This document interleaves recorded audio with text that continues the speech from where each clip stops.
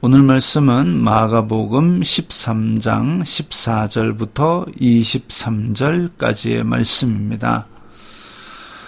멸망의 가증한 것이 서지 못할 곳에 선 것을 보거든 읽는 자는 깨달을진저 그때에 유대에 있는 자들은 산으로 도망할지어다. 자, 이게 참 이때부터는 좀 애매합니다. 이것이 역사의 종말에 있을 일인지 아니면 AD 70년 예루살렘 멸망을 두고 얘기한 것인지 우리는 이제까지 세상의 종말에 일어날 일로 많이 배웠습니다마는 산으로 도망한다라는 말을 그러면 어떻게 해석할 것이냐. 우리 산 근처에 살다가 뭔가 징조를 보면은 그냥 산 위로 뛰어가는 것이 맞는 것이냐. 고층 아파트에 사는 사람은 그럼 높은 층으로 올라가는 게 맞느냐. 잘 모르겠어요. 근데 지금 멸망의 가증한 것이 서지 못할 것에 선 것을 보거든 이라고 했을 때에 다니엘에 기록된 예언으로 시리아 왕 안티오쿠스 에피파네스가 그 예수님 오시기 전에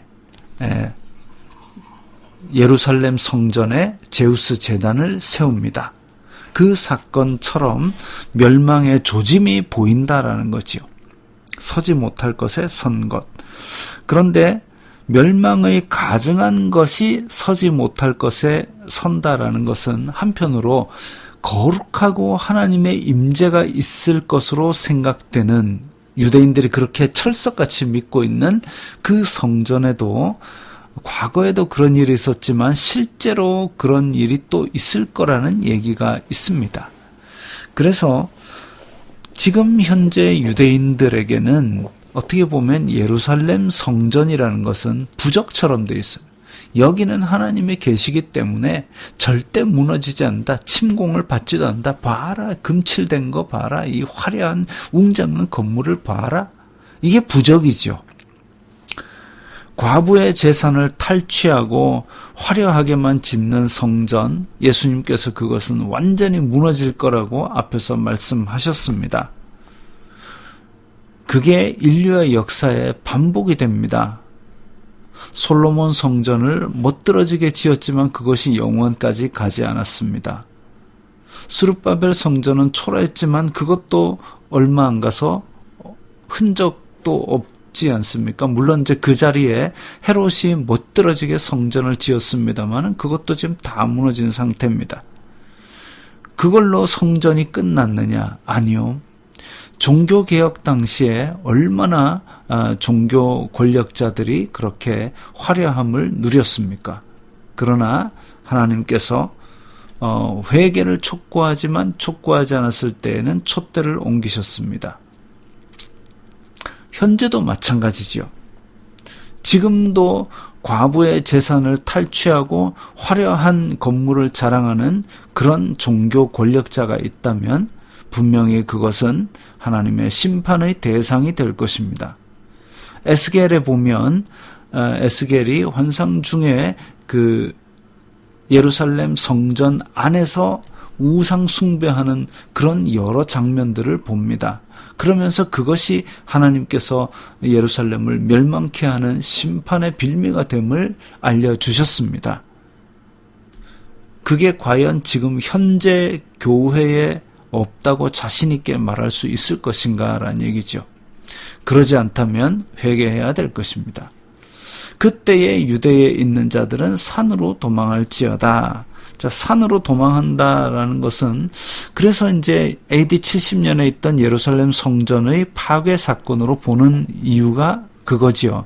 그래서 제자들은 그때 당시에 로마 군대가 예루살렘을 포위할 때에 산으로 도망함으로 말미암아 그때 제자들은 다 목숨을 건졌다. 이렇게 얘기를 하기도 합니다. 지붕 위에 있는 자는 내려가지도 말고 집에 있는 무엇을 가지러 들어가지도 말며 밭에 있는 자는 겉옷을 가지러 뒤로 돌이키지 말지어다. 얼마나 급하면 그 잠시 겉옷을 가지러 들어가는 것, 그럴 시간조차 없이 멸망의 가증한 것이 딱 보이는 순간 산으로 도망가라 그랬겠습니까? 우리는 지금은 잘 모르지만 시대적 배경상 아마 유대에 있는 자는 산으로 도망하라는 그것이 특정한 산을 가리키고 다 알고 있는 그런 산일 것 같다라는 생각을 합니다. 또한 멸망의 가증한 것이 무엇인지도, 그래서 이게 딱 어떤 징조라고 딱 알아볼 수 있는 그런, 아마 그때 당시의 제자들은 다 알 수 있는 그런 얘기였던 것 같습니다. 그래서 그때면 급히 예루살렘 밖으로 빠져나가서 도망을 하라라는 그런 지시로 생각하면 이 부분은 제자들의 AD 70년에 있었던 그 사건을 말한다고 볼 수도 있겠습니다. 그날에는 아이벤 자들과 젖먹이는 자들에게 화가 있으리로다. 왜냐하면 아이벤 자들은 빨리 산으로 도망가기 힘드니까요. 젖먹이는 자들도 마찬가지고 급하게 일어날 것임을 보여주고 있습니다. 이 일이 겨울에 일어나지 않도록 기도하라. 겨울이라는 것은 피난하기 어렵고 아무것도 없이 지금 겉옷을 가지러 집에 들어갈 시간도 없이 도망가가지고는 또 생활하기도 어렵고, 그래서 피난하기 어렵고 먹고 살기 어려운 그런 계절에 일어나지 않도록 기도하라. 기도하라는 얘기는 그것을 통제하고 주관하는 권한이 하나님께 있다라는 의미도 되고, 또한 그 기도함으로써 환난 중에라도 징벌 중에라도 자비를 잊지 않으실 수 있도록, 또 그 날짜를 또 융통성 있게 움직이실 수 있다라는 그런 생각들을 하게 합니다. 이는 그 날들이 환난의 날이 되겠음이라. 하나님께서 창조하신 시초부터 지금까지 이런 환난이 없었고 후에도 없으리라. 그래서 이게 지금 이까지의 말을 보았을 때 이것은 AD 70년의 성전 파괴 사건, 예루살렘 함락 사건으로 보는 학자들이 많습니다. 근데 우리가 예전에 종말론 같은 걸 배울 때 또 이것은 종말의 환란으로 많이 인용되는 구절이기도 했습니다. 그 세상 끝날의 징조로 보면 14절 산으로 도망가라라는 부분이 뭔가 이해가 안 가고, 또 AD 70년으로 보면 이후에 나오는 징조들이 다 또 어떤 상징이 되어야 하는가. 제 공부가 부족해서 아직까지 이거다 저거다라고 명확하게 말씀은 못 드림이 참 아쉽습니다만은, 자, 계속 읽겠습니다.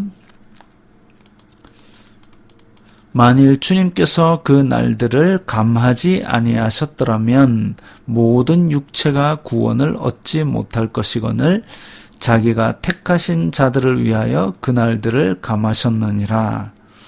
자, 환난 중에도 긍휼을 잊지 않는 주님의 자비는 택하신 자들을 위함입니다. 그때에 어떤 사람이 너희에게 말하되 보라 그리스도가 여기 있다, 보라 저기 있다 하여도 믿지 말라. 자, 예수님께서 앞에서 말씀하셨죠. 사람에게 미혹되지 않게 주의하라. 내 이름으로 와서 이 말 저 말 할 거다라고 앞에서 말씀하셨습니다. 실제로 유대 전쟁사에 보면 유대 전쟁이 일어났을 때에 많은 사람들이 메시아라고, 자기가 메시아라고 와서 맞서 싸우자고 그렇게 선동했다고 합니다. 그런데 속지 말라 이거죠. 거짓 그리스도들과 거짓 선지자들이 일어나서 이적과 기사를 행하여 할 수만 있다면 택하신 자들을 미혹하려 하리라. 너희는 삼가라. 내가 모든 일을 너희에게 미리 말하였노라.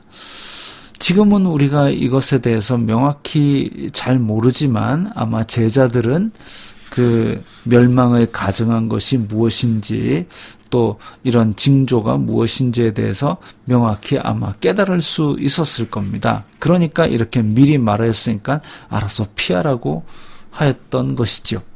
그래서 이 사건이 지금 요까지는 아마도 예루살렘 함락에 관한 사건이 아닌가 그렇게 생각할 수 있겠습니다.